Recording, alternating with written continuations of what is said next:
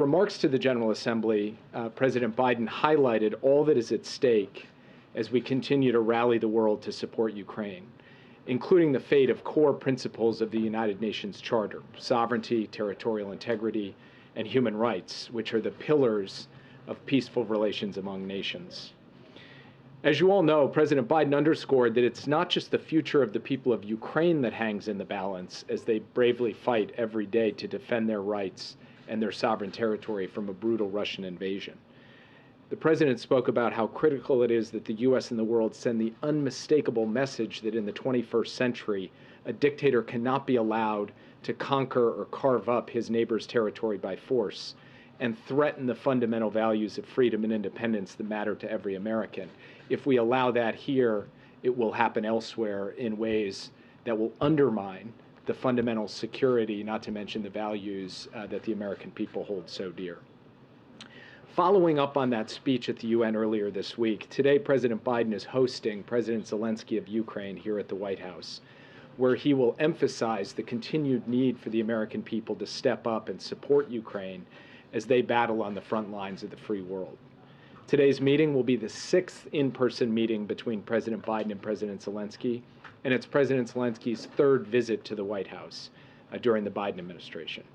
Of course, they have talked many times over the course of the past year and a half by phone, on video, and our teams are in constant daily communication. This meeting comes at a significant moment as Ukrainian forces continue to make progress in their counteroffensive, and just after Russia launched yet another brutal wave of airstrikes against five cities in Ukraine that hit critical civilian infrastructure and knocked out power for many people in many different parts of the country. To help defend against assaults like this one, assaults from the air, President Biden will announce a new package of military assistance today that includes significant air defense capabilities to help Ukraine protect its people.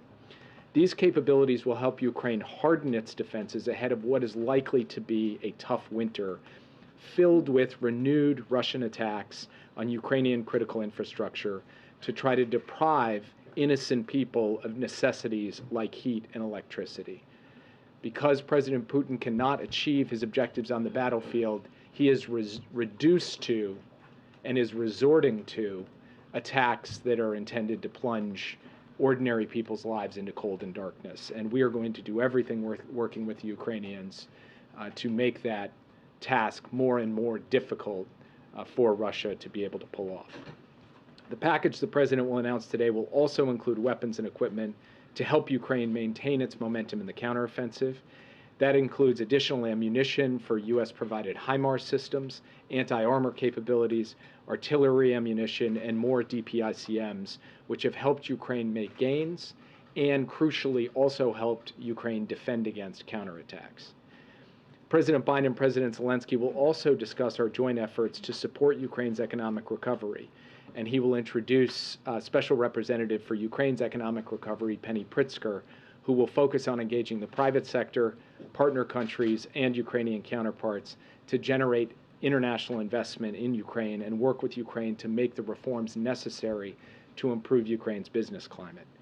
President Biden, of course, is also looking forward to hear directly from President Zelenskyy in person his perspective on the war and the road ahead, and all of the more specific operational issues that have been a feature of all of their conversations over the course of the past year and a half. Above all, though, President Biden wants to use today to reaffirm his commitment, this administration's commitment, this country's commitment to continuing to lead the world in support of Ukraine for as long as it takes. And that's what he intends to do today. And with that, I look forward to taking your questions. Yeah. Thank you. Can I take you to in Canada and India relationship? Actually, I was calling on her, but go ahead. Thank you so much. You can go ahead. Thank you. Can you give us a sense, your sense of what's happening between Canada and India? India is fuming at a Canadian allegation that India was involved in the death of a Canadian citizen, a terrorist in India. Canada is saying that they have informed you about it, the proof they have about those allegations. What's the sense about it? As soon as we heard from the Canadian Prime Minister publicly about the allegations, we went out publicly ourselves and expressed our deep concern about them. our support for a law enforcement process to get to the bottom of exactly what happened and to ensure that the perpetrators are held accountable. I'm not going to get into the substance of private diplomatic conversations, but we are in constant contact with our Canadian counterparts. We are consulting with them closely. We support the efforts that they are undertaking in this investigation, and we have also been in touch with the Indian government as well. And I will leave it at that for today, only to say that I have seen in the press some efforts to try to drive a wedge between the United States and Canada on this issue, and I firmly reject the idea that there is a wedge between the U.S. and Canada. We have deep concerns about the allegations, and we would like to see this investigation carried forward and the perpetrators held to account. That is what the United States has stood for from the moment this emerged in public, and we will continue to stand for that until this fully plays its way out. So you can go ahead. Sorry. Hi. So I know that ATACMs have been on the table, been in consideration by President Biden. I'm wondering if you could talk about what those consideration factors are. Is it a stocks money issue? Is it a we're not ready at that? They're not ready at this point in the war to start longer range fires? Can you tell us about that? So I can only tell you so much from this podium because operational considerations about any given weapon system, some of that is quite sensitive. What I would say is that the president is constantly speaking both to his own military and to his counterparts in Europe and to the Ukrainians themselves about what is needed on the battlefield at any given phase of the war, and then what the United States can provide, while also ensuring that we are able to provide for our own deterrence and defense needs. As he's weighed all that up to date, he has determined that he would not provide ATACMs, but he has also not taken it off the table in the future. I don't have anything to announce about that today. Yes. Thanks, Jake. House Republican leaders are heavily laying the blame at President Biden's feet today for the fact that the House has not passed that additional package of Ukraine aid. House Speaker McCarthy saying today that President Biden hasn't made the case to the American public. What is victory? What does it take to be able to win? You met with Speaker McCarthy and other Republicans recently. What was your message to them, and then what is your response to Speaker McCarthy today? I'm not going to get into a debate with Speaker McCarthy from the podium. I would say that Speaker McCarthy has himself been an advocate for the supply of military assistance to Ukraine, has voted for previous packages, and that Republicans in both the House and Senate, in very large numbers, have been strong advocates and supporters for this. Haven't just wanted to hear the case from us, they've been going out and themselves making the case to their constituents and to the world for why this is so important. And it is that level of bipartisan support that we've seen to date that has sustained the immense and impressive levels of assistance that we've been able to provide to Ukraine. We believe that that will continue because we believe that there is strong majorities on a bipartisan basis in both the House and Senate to provide this aid. That's what we look forward to seeing. Now, I did have the opportunity to see the Democratic and Republican leadership in the Senate and the House, and the chairs and ranking members of the key national security committees in two separate sessions. I thought they were incredibly constructive sessions. They were deeply substantive. The members had excellent questions. They also had a lot of constructive suggestions for how we most effectively pursue continued assistance to Ukraine and rally the world to help Ukraine defend its territory. So on the basis of those conversations and further consultation we've had since then, I continue to remain of the view that when all is said and done, after all the back and forth and the toing and froing and all the other elements going into these negotiations that have nothing to do with Ukraine, that there will be strong bipartisan support to continue funding Ukraine to the extent that we believe is necessary to get Ukraine what it needs. Yeah. Thanks, Jake. Back to India for a minute. Does the U.S. have any intelligence or investigative evidence to support Canada's claims? And then secondly, Ambassador Garcetti had suggested that President Biden was going to return to India in January to celebrate Republic Day, and I'm wondering if that trip is now in question given this diplomatic row between two U.S. partners. I'm not going to speak to either intelligence or law enforcement matters from this podium. I will let that process play out. We are in, as I said before, continuous communication and consultation with the Canadian government, and we will remain so as we go forward. And I do not have anything to announce about travel by the President to India in January or at any other time today. Yes. Jake, you've expressed your confidence that Congress will, in the not-too-distant future, pass the necessary $24 billion in funds that you say are necessary going forward in Ukraine. By what date does that need to occur to not have any impact? What is the urgency and how soon does that need to happen to make sure that there is no let-up in the effort to help support the Ukrainians? Well, just to be clear, the supplemental funding package that we put forward to the Hill was for the period from the end of the fiscal year to the end of the calendar year, basically September 30th to the end of the year. So there's not a single dollar amount that is necessary for all time. We need funding to keep going, meaning that if, for example, the Congress passed a shorter package, you could have a proportional amount or a longer package, et cetera. New package need to be passed? We will want to see additional funding for Ukraine after the end of the fiscal year, so after September 30th, meaning that we would like additional resources from the Congress on October 1st to be able to ensure that there's no disruption in the supply of funding to And at Ukraine. what point would there be a disruption? If we pass, what date would there be a disruption, given the fears about this not passing? Well, I mean, there's a sliding scale of disruption, but the day after the funds lapse or run out at the end of the fiscal year, there would be a break if we do not get the funding starting October 1st. That's why we are making the case to the Congress that we should see additional funding at that time. Quick follow-up on the Congress. Speaker McCarthy, as has now been reported, turned down President Zelensky's desire to speak for a joint session of Congress. Obviously, they control Congress, you don't. But what do you think that says to the American people if Zelenskyy was not given that opportunity, given the stakes that you say exist right now? I've read the reports that. I haven't heard it directly, so it's hard for me to comment or speculate on it. What I will say is that President Zelenskyy just spent hours up on the Hill with Democrats and Republicans, and not just behind closed doors, but out in public to be able to explain his case and to stand, frankly, with members who want to also make the case that this should continue. So I keep saying basically the same thing standing up here that I genuinely believe, which is there is a vocal, quite small minority of members who are raising questions. There is a very strong, overwhelming majority of members, both Democrats and Republicans, who want to see aid continue, and I believe that's where the American people are as well. So I believe that will shine through in the end, yes. Is the U.S. concerned about Poland's decision to stop sending arms to Ukraine, and whether that signals any sort of broad waning of Western support for Ukraine? When I read the headlines this morning, I was, of course, concerned and had questions, but I've subsequently seen the Polish government spokesman come out to clarify that, in fact, Poland's provision of equipment, including things like Polish manufactured howitzers, is continuing, and that Poland continues to stand behind Ukraine. So we will stay in consultation with them to ensure that we understand fully what the nature of Poland's stance is on these issues, but I believe that Poland will continue to be a supporter of Ukraine. Yeah. Thank you, Jake. What are you telling congressional leaders about how much more aid is needed to ensure Ukraine can win the war, not just sustain the war, and what timeline are you sharing with them? Well, we put forward a proposal. We've actually laid out in some detail every element of assistance that we believe is necessary to get us to the end of this year, and then we have begun talking to them about what next year looks like as well. But that's in military support, economic support, humanitarian, energy assistance, and so forth.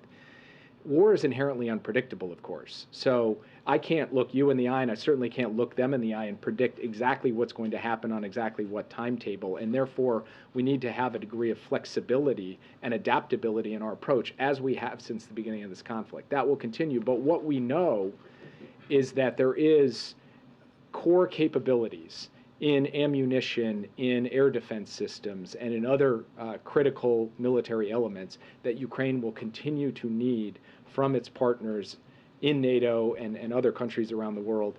And we, the United States, are committed to making sure they get those. In fact, Secretary Austin had the opportunity to host another round of the Ramstein Group, the Ukrainian Defense Contact Group, this week in Germany. And we continue to see a level of urgency and intensity in the support for this kind of assistance to go to Ukraine from dozens of countries around the world. The United States has got to step up and do its part. And you talk about the bipartisan support, but the issue here is just how does this even get to the floor for a vote? So what is the path forward here? In a way, that's above my pay grade, because that involves questions related to the entire budget, much of which goes well beyond the national security remit. So I will not handicap kind of overall budget negotiations. What I'm laser focused on is when all is said and done, will there be the support and the resources necessary for Ukraine? I believe, based on my consultations on the Hill with both Republicans and Democrats, that there will be. Yeah. Thank you again for being here. You expressed confidence that ultimately there will be money provided as requested, if not more or whatever. And that's the understanding here at the White House. How do you explain then all of this to Zelenskyy or to other world leaders who might be watching this domestic fight and thinking, should we really believe that the United States is on board with Ukraine and with this effort? I mean, how do you explain congressional dysfunction, I guess? I mean, one thing you definitely do not need to explain to democratically elected leaders in Europe, frankly, even to autocrats, is politics. Okay, leaders know politics. And President Biden's counterparts understand that budget negotiations take place and there's difficult give and take in them, and that's in the nature of a democratic system. So President Zelenskyy is not coming here like a babe in the woods, not having any understanding that, we have to work through as we approach the end of the fiscal year, funding for the government going forward. He recognizes that that's going to be contested, that there are different perspectives. What he wants to hear from the president is kind of similar to what you are trying to elicit from me, which is what is the degree of confidence we have that we can deliver in the end, and we believe that we can, which doesn't mean that the road ahead is entirely straight or I can predict to you exactly how this is all going to play out. What I believe is that when all is said and done, the support will be there. And one real quick on, we talk about Canada. There's an issue with Mexico today because AMLO suggested he's not coming to APEC in November amid concerns with its relationship with Peru. Have they given formal notice they're not coming? And what do you make of this dispute between the two? I actually had not seen him go out publicly and say that, but without going deep into our diplomatic conversations with them, they had raised the possibility that that might happen. We'll have to talk to them, and I don't want to comment on it at the podium before I've had the chance to talk to them directly. Yeah. Thank you so much. I would like to ask you a question about Saudi Arabia. Yesterday, the Crown Prince said that if Iran gets nuclear weapons, then Saudi Arabia would get them too. How do you react to that? And is it a way to put pressure on the administration at a time when the president is trying to broker a deal with Israel? No, I don't think so. This has been a long-standing position of Saudi Arabia. And frankly, one of the major reasons that we are working overtime with partners and allies to ensure that Iran never gets a nuclear weapon is that if they did, not only would they be a direct threat to the region and beyond, but it likely would trigger a regional arms race. So it has been core to the American principle and policy with respect to ensuring Iran does not get a nuclear weapon, this risk that potentially other countries in the region would seek nuclear weapons. That's not something that emerged yesterday in an interview. That has been a feature of the landscape going back many years. Now, from our perspective, we will do all that is necessary, and we have said this repeatedly, the president himself has said it, to ensure that Iran never gets a nuclear weapon, so this hypothetical never comes to pass. And that's the stance that we take, and nothing about the comments made yesterday change or alter that. Yeah. Thank you so much, Jake. Is it me or something? Yeah, go ahead. Thank you. Just first of all, does the administration support every part of the 10-part peace formulation that President Zelenskyy is promoting? And if the answer to that is no, which parts might you edit? And then secondly, when President Xi hosts President Putin in Beijing next month, what does the White House hope he will communicate to President Putin about the need for peace in Ukraine? Each of the individual elements of the peace plan, if you sat one of them down, sovereignty and territorial integrity, food security, ecological security, nuclear safety, to us, it's not even a question whether we agree. Of course we do. These are just basic principles of the international system. They're consistent with the UN Charter, and we have said that President Zelensky's vision for a just peace is fully consistent with the United Nations Charter and with kind of decency and common humanity. So we have no concerns about any of that. What President Biden has said is that at the end of the day, the baseline for peace are the core principles of the UN Charter, particularly sovereignty and territorial integrity and human rights. That's what we're going to continue to drive at. That's what President Biden and President Zelenskyy will speak about today. Yeah. Xi, sorry. Oh, sorry. What was it about Xi? What do you hope that President Xi will communicate to Putin when they meet in Beijing about the need for peace in Ukraine? The number one point in, I can't remember if it's 10 or 12 points in the principles that the PRC has laid out with respect to Russia's invasion of Ukraine is respect for sovereignty, respect for every nation's sovereignty. So I would like to see every leader who goes and speaks to President Putin reinforce that that basic proposition is inviolable, and that every country, including countries that have better relationships than Russia than we do, are going to stand by that principle as we go forward. That's fundamentally their responsibility. Yeah. I had two quick follow-ups. First, with regards to the United States' commitment to Ukraine, there are 26 Republican lawmakers, including 6 senators, a small minority, as you mentioned before, who sent a letter to the OMB director saying that they were unaware of just how much the administration has spent thus far in support of Ukraine. They know how much was appropriated, obviously, but they don't know how much has been spent thus far. Do you have a general figure you can give us? I'm not going to stand here and give a precise figure. What I will tell you is that we have supplied to the Congress every dollar that has been obligated. So if they are unaware, it's because they are not looking at the reports that we are submitting to the Hill. In fact, when I was up on the Hill just a few days ago, I walked through in some detail, and I don't have the notes in front of me, exactly what we had spent in the military space. We've done 47 presidential drawdown packages. We give the dollar figure for every one of them. We've done USAI packages. We give the dollar figure for every one of them. We obligate money under economic support funds. That money is notified to the Hill in a public way. So you all have access to exactly how much we've spent. The Congress has access to exactly how much we've spent. We have not hidden a single thing on this, and I find the claim in that letter somewhat bizarre. And then you reiterated the importance of territorial sovereignty, and you noted that in the 21st century, one neighbor cannot be allowed to conquer another. And I think that you got to the point you seem to say that if we were to allow this to happen in Ukraine, it could happen elsewhere. Were you referring by chance to any other particular threat in any other theater towards one of our allies? I'm not referring to a particular threat. I'm referring to the fact that history has taught us this lesson painfully many times, that aggression unchecked can be aggression unleashed. That could mean further aggression by Russia, or it could be aggression by another autocratic power against its neighbor somewhere else in the world, not specifically zeroing in on a particular threat or conflict, but we have to be prepared for that if we do not stand up and help defend the sovereignty and territorial integrity of Ukraine. Yeah.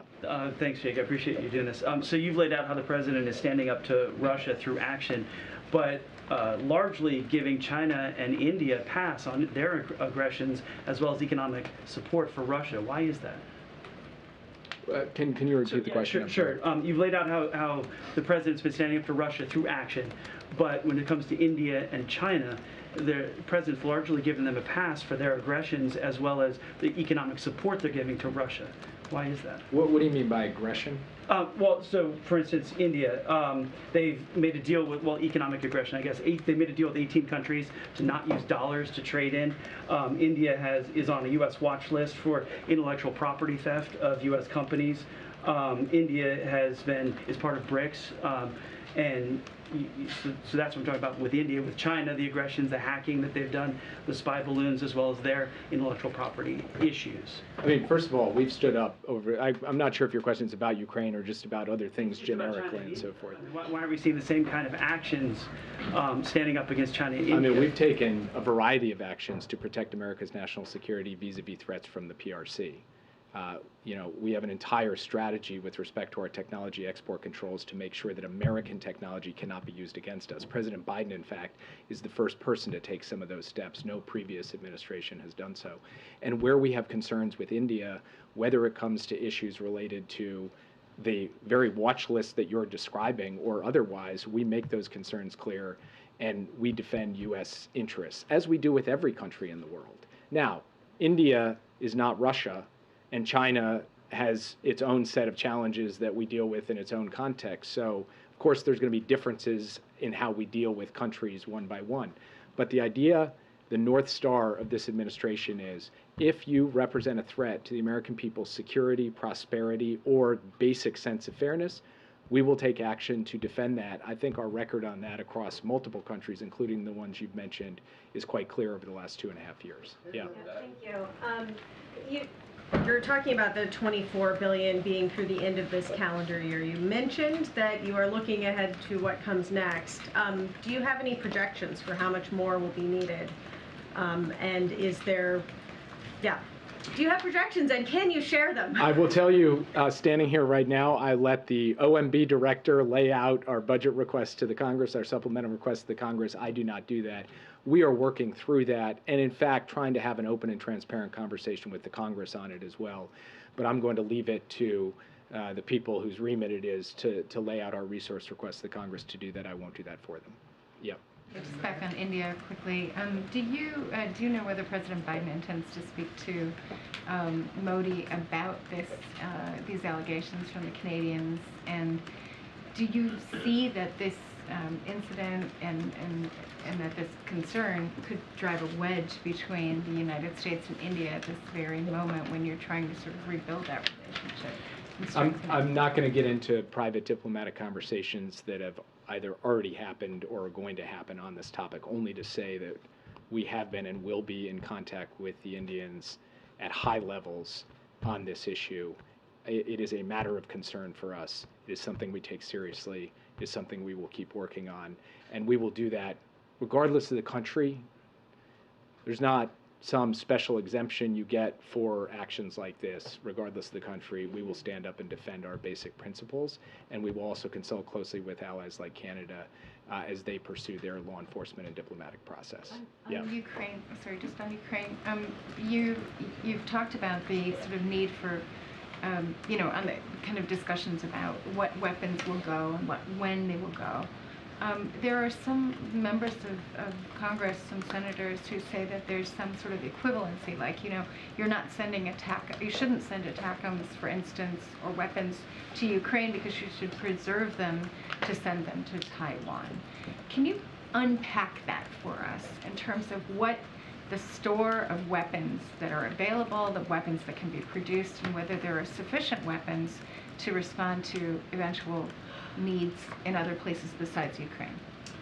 So when we think about our obligations under the Taiwan Relations Act to continue to provide defensive articles to Taiwan, we take a look at what we have in our inventory and what they put on contract to purchase. Most of what they acquire, of course, is through foreign military sales, which they put on contract to purchase and don't take out of our stock. So we look at that.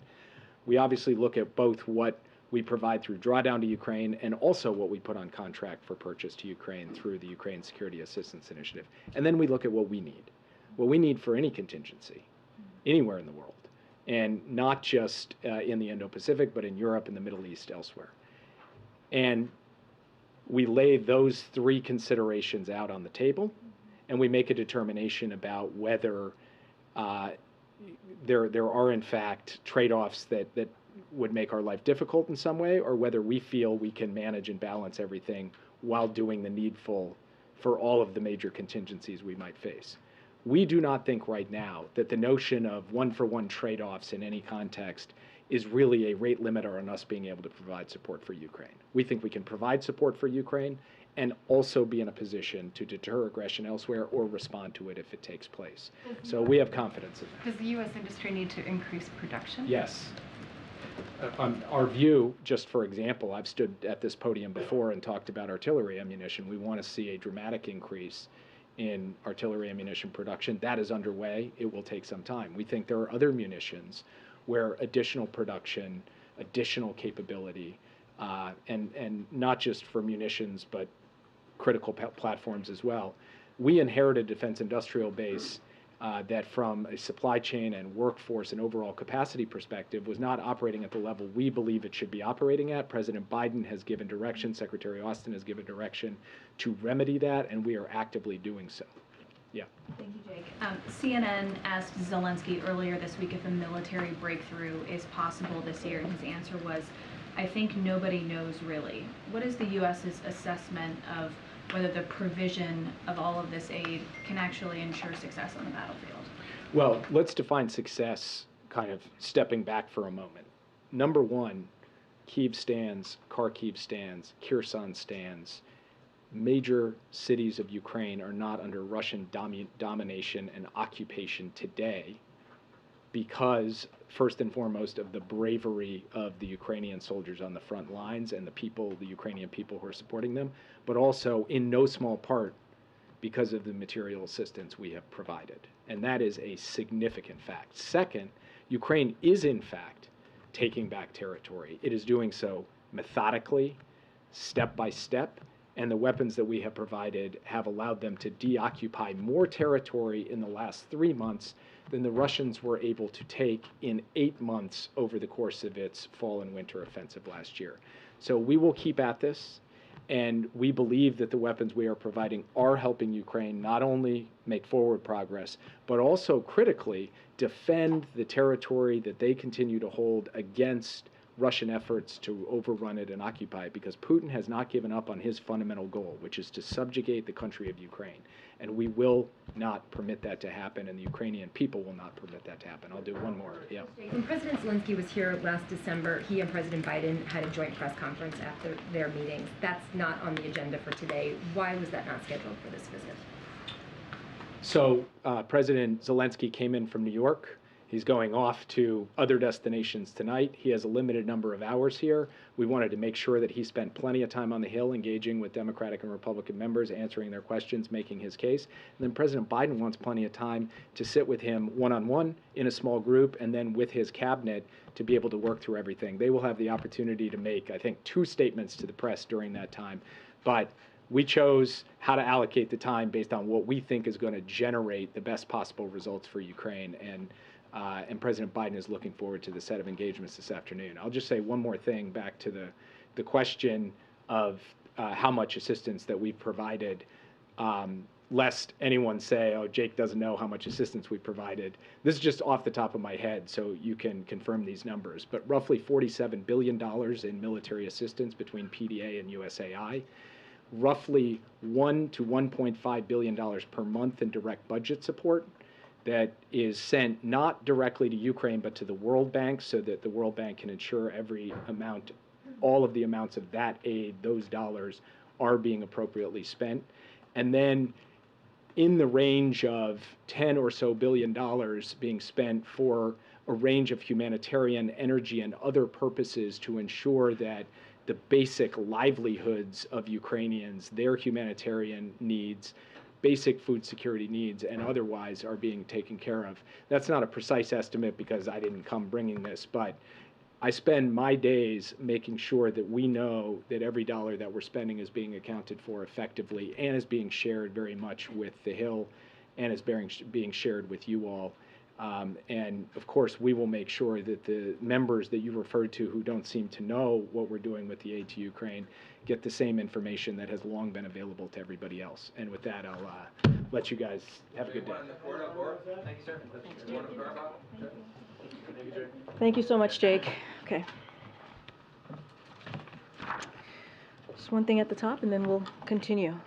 Today, extreme House Republicans showed yet again that their chaos is marching us toward a reckless and damaging government shutdown. Extreme House Republicans can't even get an agreement among themselves to keep the government running or to fund the military. They keep demanding more extreme policies as a condition to do their job and keep the government open. From a fact-free impeachment that their own members say isn't supported by the evidence, to severe cuts to food safety, Meals on Wheels, Head Start, education, law enforcement, and much more. And they're failing to deliver needed funding for communities recovering from disasters, to countering fentanyl trafficking, for food assistance for pregnant mothers and babies, and to support Ukraine. All this while pushing for more trickle-down tax cuts for billionaires and big corporations, which they did again yesterday in their budget markup. The solution is very, very simple. Extreme House Republicans need to stop playing political games with people's lives. There's so much at stake here. They should abide by the bipartisan deal we made in May, which two-thirds of House Republicans voted for. A deal is a deal. House Republicans need to do their job, keep the government open, and work with us to deliver for the American people. With that, Sungmin. Thanks. Two quick topics. Has OMB given guidance yet to federal agencies on what they can and can't do in case of a government shutdown? So don't have any specific what that would look like, but certainly agencies are looking at how to move forward in case there is a shutdown. But I will say this, I mean, very plainly, the best plan right now is to not have one, is to not have a shutdown. House Republicans know exactly what they need to do, which is do their jobs. Will OMB be sending that guidance this week? I think typically it's set 7 or so days before a shutdown. Yeah, again, I told you that, as I mentioned, agencies are looking at how to move forward in case there is one, but we want to be very clear. We want to be very clear here. The best plan is for there to not be a shutdown. This is something that can be avoided here. This is something that House Republicans know very well, that they have to do their jobs. They're the ones to fix this problem. And will the White House send an administration official to the picket lines with those striking UAW workers, or would President Biden himself go?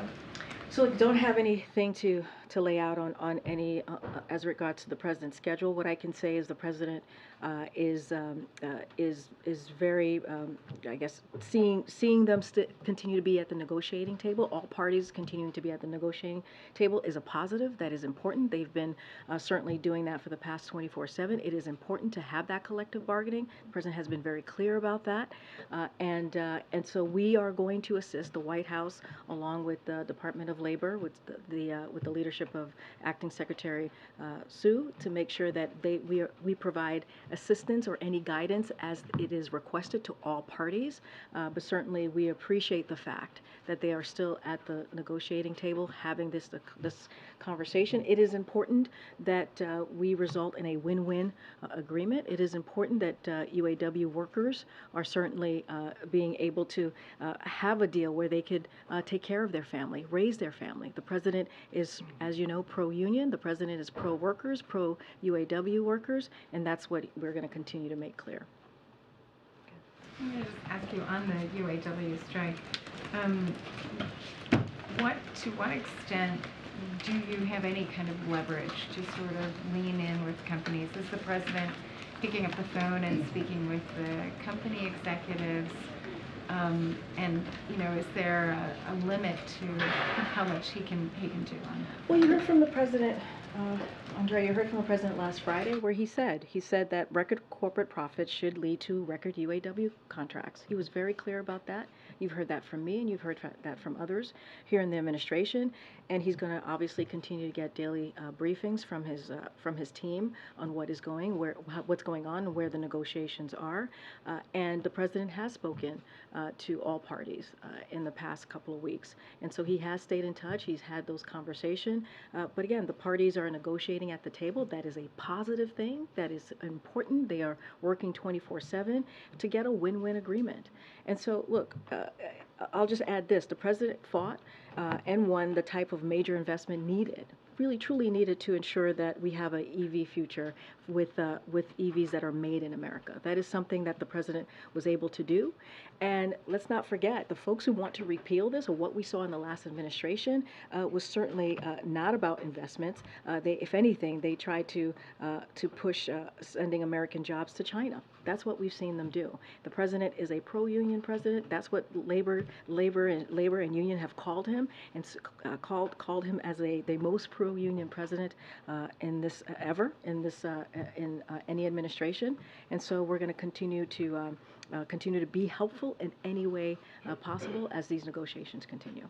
And could you just say a word about the kind of negotiations on the to stop the shutdown, or prevent a shutdown? You're talking about the government shutdown. Yeah. So look. Yeah. I want to ask you. I know you've got people working on this, but how severe, how significant do you think the impact would be if there is a shutdown? In the past, these things have been resolved in a few days. So, do you expect that it would have a significant impact, or do you think it would be something that could be rolled over? No, I appreciate this question, because what House Republicans are doing is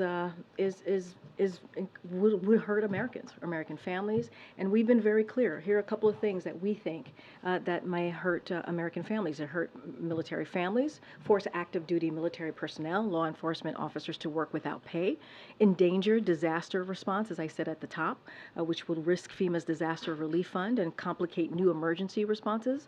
As we know, FEMA has been very busy these past couple of months dealing with extreme weather, dealing with responses, undermine cancer and Alzheimer's research, that it will delay new clinical trials. That's what we'll see. If you think about eliminated Head Start slots for 10,000 kids, risk significant delays for travelers that we'll see across the country, with air traffic controllers and TSA officers would have to work without pay, undermine public health. Most EPA hazardous waste and drinking water inspections would stop. Hurt small businesses. We're talking about SBA would not be able to approve new loans, and undermine food safety. So this is what we think the impacts of a shutdown might be. And look, again, this is something that they can fix. This is something that House Republicans, these extreme House Republicans, they can fix this. All they have to do is do their jobs. And let's not forget, we had a deal. We had a bipartisan deal that the president led on back in May. A deal is a deal. Gotcha. Thanks, Karine. Speaker McCarthy said today you quote, more than willing to look at the $24 billion request for Ukraine aid if the president first looks at their Republican border bill that they put forward. What's your response to that? You know, there is no conversation to be had because a deal was made already back in May, as I just stated to Andrea. There was a deal that the speaker and the president came together on to move forward on behalf of the American people, that Republicans voted on, that Democrats voted on. You know, a deal is a deal. There is no discussion to be had. There's no discussion to be had. And I just am not going to negotiate from here, obviously, but we made a deal in May. We did. Something that American people want to see. They want to see both sides coming together, actually delivering on matters that are important to them. So this could be fixed by them, not by us. We made a deal already, and that was back in May. Anything you can tell us about tomorrow's schedule? I don't have anything to share at this moment on tomorrow's schedule. Certainly, we will have that out for all of you later today. Okay, Peter. Karine, the administration said yesterday it was granting temporary legal status to hundreds of thousands of Venezuelans. At the same time, the city of Eagle Pass in the Rio Grande has announced a state of emergency because of immigrant surge. Is there any concern that the timing of this Venezuelan TPS announcement might exacerbate what's happening in Eagle Pass right now? You know, essentially, is this going to make the situation in Eagle Pass worse? So look, we have worked very hard, the president have worked very hard to implement a strategy when it comes to the border that is humane, safe, and has orderly enforcement. That is something that we have tried to do and worked really hard to do these last 2 years. I do want to add a couple of things that we also announced yesterday, as you, just to note, I'm sure you know, which is escalating the fight against smuggling and trafficking by prosecuting an increasing number of smugglers as well as non-citizens who are violating our laws, right? This is an announcement we made yesterday. Also in deploying 800 new active duty military personnel to support border efforts and get CBP agents and officer out in the field. This is this is on top of the 2,500 National Guard personnel also deployed, and expanding the fentanyl expedited removal management. So those are 3 other pieces that we announced, as well as the Venezuela TPS yesterday. Let's not forget the 24,000 CBP agents and officers along the southwest border. So we have taken steps without the help of Republicans in Congress to do everything that we can to deal with this issue.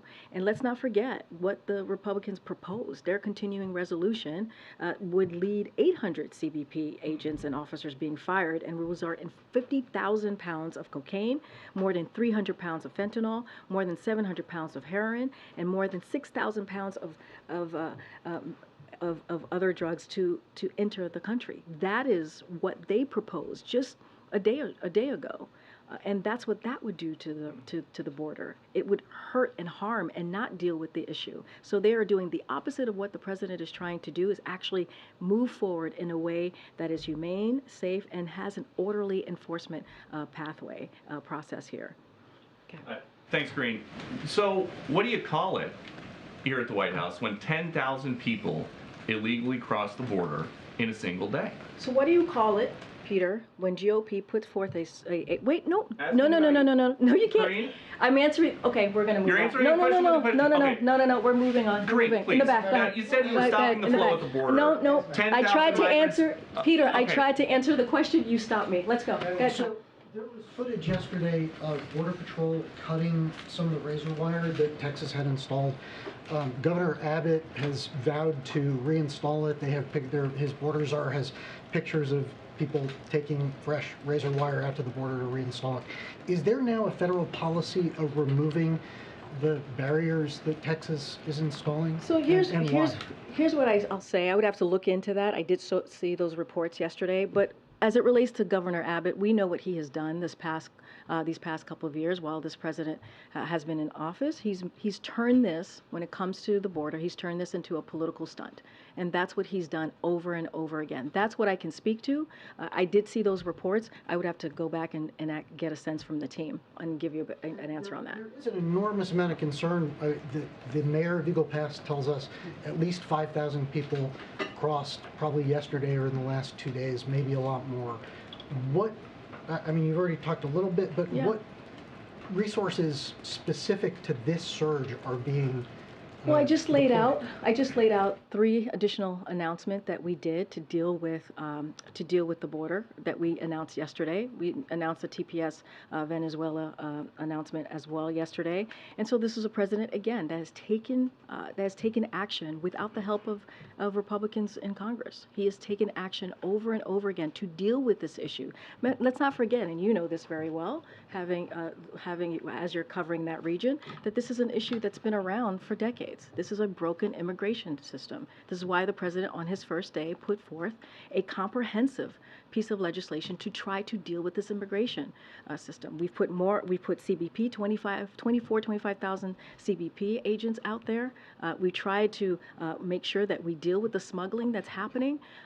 We've tried to make sure that we continue to deal with this in a humane, orderly way, and that's what we're going to continue to promise to do. Again, we just announced 3 more additional enforcement pathways or ways to move forward on this, and so the president's going to continue to do what he can from this administration.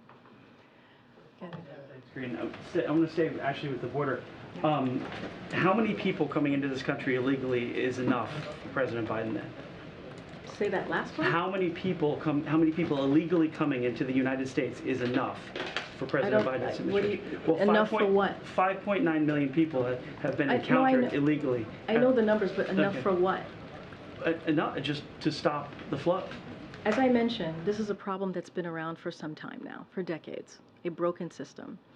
The president has done everything and is going to continue to do what he can, without the help of some Republicans in Congress, to deal with this issue.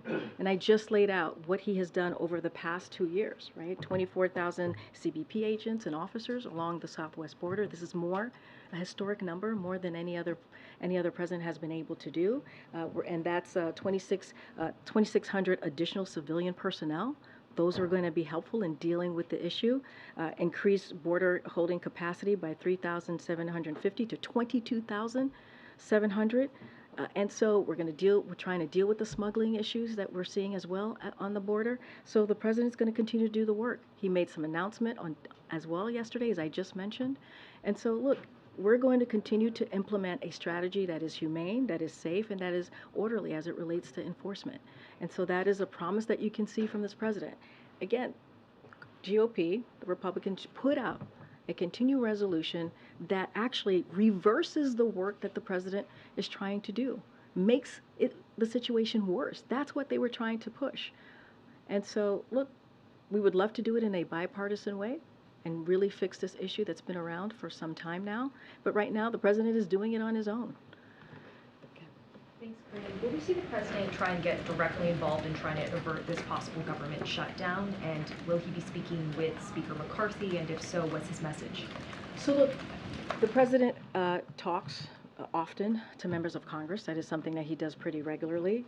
That is, and something that he will continue to do. I don't have any conversations to lay out, but I said this moments ago, right? Which is the president and the speaker came to a deal in May. This is not for us to fix. This is for House Republicans to fix, the extreme House Republicans. This is on them. There is a deal. A deal is a deal that they voted on in a bipartisan way.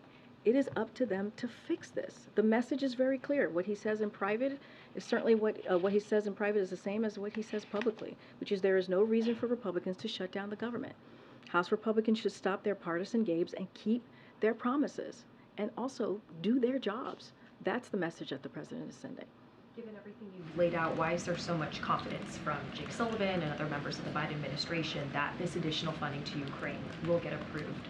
Well, look, I mean, you've heard us say this before. We truly appreciate the strong bipartisan support that we have seen over the past several months for Ukraine. And it's not just us. It came from our allies and our partners, right? Which has been able to give the Ukrainian people the opportunity to fight and be successful in the battlefield. And so it is important, we think is incredibly important that we continue to give them the support that they need. You heard from the president in the halls of the UN at UNGA just a day or two ago, speaking about the stakes, the importance of making sure that we continue to help the Ukrainians as they fight for their democracy. That hasn't changed. The stakes are still very high.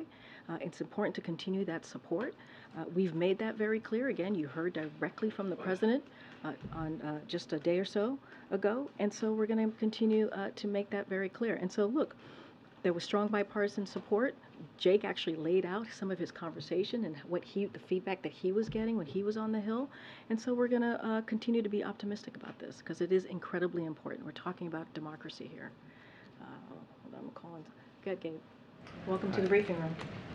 Good to be here, Karine. Thanks so much. I want to go back to immigration. In addition to Eagle Pass, El Paso is also seeing a new influx as well. I understand your comments about being a broken immigration system, but the administration also took credit following the end of Title 42 for the drop in border crossing numbers. Is it now taking responsibility for the rise in numbers? So, I'm sorry. Go ahead, Gabe. I'm so sorry. Finish your. Yeah, and then secondly, you mentioned those 800 new troops that are going down to the border. Do you think that'll be enough?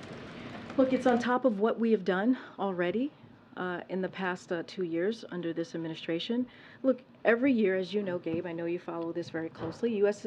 sees ebbs and flows of migrants arriving fueled by seasonal trends, as you know, and efforts of smugglers to encourage migration. That is something that we see over and over again. And so certainly that plays into this. And so, and I understand your question, but here's the thing. As you know, the president has taken action upon action to try and deal what is happening at the border. Historic action, without the help of Congress. And so we have asked over and over again to do this in a bipartisan way, which is why the president, his first piece of legislation was to deal with the immigration system.